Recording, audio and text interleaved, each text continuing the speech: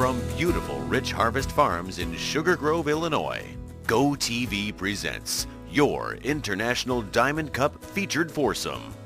And hello, everybody. Welcome to Rich Harvest Farms. We are thrilled to be here on this beautiful day. Dave Benson alongside Chris Walkie, and we're anticipating some great and perhaps not so great golf here on the par 3 fifth. Chris, a tricky hole. Tell us about it. Yeah, it's a short hole. It's 125 yards long. The green complex is very difficult. The green's very undulating. There's a wind factor involved, especially in the afternoon here, that wreaks havoc on picking the correct club and getting the yardage correct. There's also water short of the green, water left of the green. It's not too good to go very long either. The grass is kind of long back there, so if you do hit a good shot here, there's a slope to the right of the pin. If somebody can hit that slope there, it might trickle right back down the hole. Might see a hole in one today. You know who might be able to do that is Jennifer Johnson. She's an up-and-comer on the women's circuit, and she is joining the group here today. She'll be hitting 17 tee shots at this green. So pretty good chance one of them might go in. Yeah, Jennifer's a good player. I think if she picks the right club, it might go in. She may put some pressure on the rest of the people in this field, however, because let's face it, these guys are not the greatest golfers. There are some decent golfers, but I was down on the practice range earlier, Chris, and some of these swings were nasty. Yeah, we got a mixed bag of players. We got some good players. We got some higher handicappers. You know, what can you do? Work on a few grips, try to make it hit it a little more solid. That's all we can do. Bottom line, just try to keep your head down and hit the ball. It sounds so easy, but it never is. All right, time to meet our featured foursome. Ryan Rockefeller, joined by Christopher Backerberg, David Crawford, and Randy Howe. And they are approaching the tee box right now. Let's get you down there, and we're joined by Jill Carlson. All right, thanks, Dave. Now, I've actually seen a couple of these guys' swings. Just your first impressions before we actually get to see what they are. They seem like a good group. I think they're being a little modest about their golfing abilities. Randy, is that true? Modesty your middle name? I'm still plowing. I'm still plowing. And as we saw in Telmar, I can plow. you plow. I plow, but I have good recovery. That you do. He did recover very well last time. And David, you're coming off shoulder surgery just a few weeks ago. So how are you playing? Is it sore yet? I'm not playing very well. I don't think it has anything to do with the shoulder. It's just the lack of muscle memory and not being out here. You're not using it as an excuse? Yes, I am using it as an excuse. There we go. All right, let's see what you guys got. I'm sure it'll be special, right? Absolutely. All right, thank you very much, Jill. Yeah, modesty is a good and a bad thing in the game of golf, I suppose. We'll see how it factors in for this foursome. But first, Jennifer Johnson off the tee box. And we've seen her hit a few balls today that looked like they had a chance to trickle down and go towards the hole, and they've sat up on the back edge of that green, Chris. See whether or not she can figure out the right club here, because the wind has really played a significant role. Yeah, Dave, I think she's having a tough time getting the right yardage, picking the right club. Let's see what she does here. Looks a little right again. And this time, first time we've seen her put it there, but not too shabby. I think most people would be thrilled to have that as their tee shot. All right, so first up in this foursome is David Crawford, and you heard him say that he had that shoulder surgery, and definitely using it as an excuse. This is actually the second time he's been out to play since having that shoulder surgery. First time he's tried to play a full round of 18, though. Played 9 holes the other day. Actually saw him on the range this morning. He's having a tough time hitting his short irons. They were all going to the right. Got a lot of loft on that shot. That is way up there. And it's coming down on the back of the green to the right, and, well, he's going to have a little bit of work to do there, but not too bad in terms of at least he's in the short stuff. Dave, that's a really tough shot. He's got almost nothing to play with there. His probably best option is actually chip it down towards Jennifer's ball, actually keep it on the green. All right, so next up on the tee box is Chris Backerberg. He's been playing for about 3 to 4 years. Describes his swing as very Tiger Woods-ish. You agree? I don't agree with that. I saw him on the range this morning. Gave him a little bit of help, but I don't know if that's splashed or if that's going to be in that trap there. I think that's wet. Now Ryan Rockefeller up to the tee box. That was a pretty hard practice swing, and it almost broke his back. Well, the actual swing not much better, and there is a splash. That's in the drink, so. I think the grass went farther than the shot. It might have, but my club's still in my hand, so it's a win for me. And I did say that no one's been injured, and you weren't injured, right? Well, my feelings are hurt right now, yeah, but other than that, thanks. All right, thank you, Jill. Now back to the final member of this foursome, the lefty Randy Howe. Of course, we saw him down at Del Mar a couple of weeks ago and had a really rough effort on his first tee shot, but then a great second effort and trying to save face this time around. This looks pretty good, Chris. I think this is right at it. Oh, just a little short there. It should be in that bunker.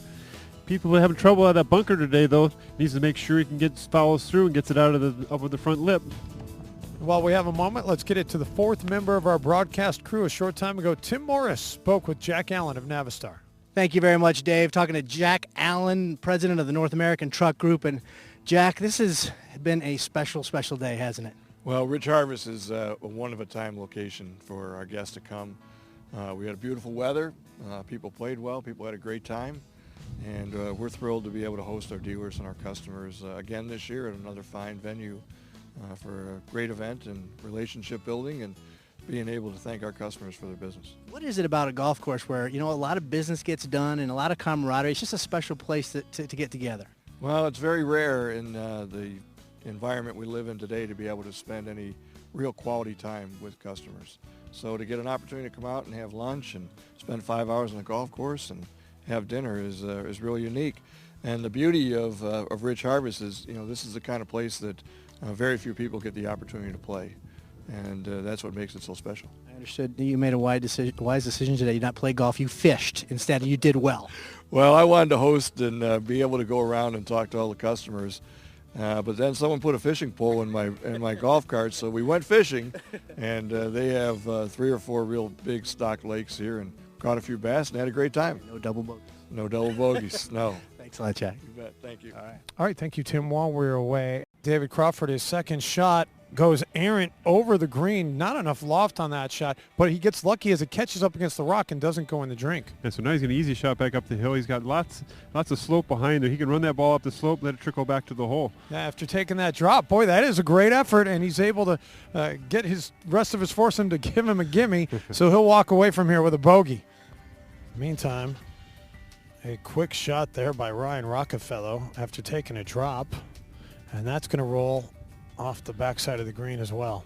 And now Christopher Backeberg, also with a drop here. That's not going to get over that ridge, Chris. Yeah, it just wasn't very well played. Too big of a backswing, decelled through it, and didn't get it all the way to the hole. So now back to live action here on the par 3 fifth, and Randy Howe trying to get it up out of that sand. You can just clear that lip there. It should run right to the hole. Oof. Howe told me today on the practice range he hadn't played a round since that round at Del Mar, and well, if he wants to improve in this game, maybe he needs to rethink that. Third shot up and on, though. Now here's Ryan Rockefeller to try and save a bogey, and Rockefeller leaves it short. Seen a lot of guys try to use the putter from there today. Yeah, it's just the wrong play going through that thick grass. Meantime, here's Chris Backeberg. Hopefully he played it high enough. I think it's going to cruise right by it if it's not the right line, and indeed it does go quite far past the hole. Just the wrong line for that speed. Now while those guys look those over, let's send it over to Tim Morris, who has some other action from today. Thank you very much, Dave. Well, the Diamond Cup, as always, a mixed bag. Some good and some bad. Let's start with Jeff Banyan. This, not one of his brighter moments, a little bit of a top on the 7th hole. But Mike Lahr, how about a bright moment? Look at this approach shot. He sticks it from about 150 yards out to about 5 feet, and he would make the birdie. Mike, very happy with that. You look like you knew what you were doing. No, actually, I'm glad I had the caddy there, but we both were at it right outside the edge and turned right in like we thought. And Phil Werman on the 4th hole of the Gold Course. Watch this putt. Downhill. This is tricky, and it falls. Nice job. So a little bit surprising, a very difficult golf course, but a lot of good shots. And I know you guys have seen some good shots on that featured par 3 hole too. So I'll throw it back out to you. All right, thank you, Tim. All right, so now Randy Howe lining up his putt, and after a little bit of trouble in the trap, trying to save a bogey here. And very unusual, Chris, that he putts right-handed when he hits everything else left-handed. It is very unusual. I've only seen that a few times. Nota Begay on tour did that for a while. Let's see if it pays off for him here. And Decent effort, but he didn't have enough for the read. Yeah, he just desold on that one, didn't follow through.